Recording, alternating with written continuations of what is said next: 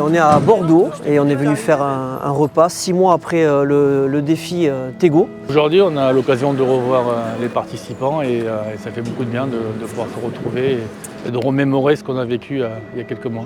Ça me manque de remplir tous ces genres de défis, de retrouver des frères blessés et de faire ensemble des actions comme ça. Et moi, c'est quelque chose qui me manque énormément et qui me pousse en fait, et qui m'aide quelque part, qui me tire vers le haut. Et j'ai besoin de ça et ça me manque énormément.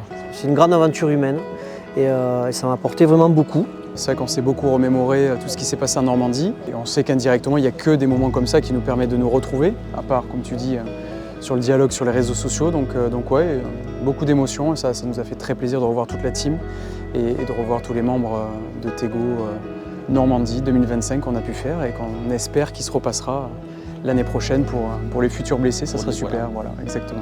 Le bilan au bout de 6 mois après ce défi, c'est, je le répète, la fierté de l'avoir fait en tant que précurseur, de voir que ça s'est formidablement bien déroulé. Ça a forgé aussi des amitiés au sein d'une équipe et de voir qu'on avance tous. Ça aussi, c'est important de voir qu'au bout de 6 mois, on a tous avancé dans nos vies, on est toujours bien, je pense. On est sorti du train-train. On est sorti du train-train. Et sorti de la zone de confort. Voilà.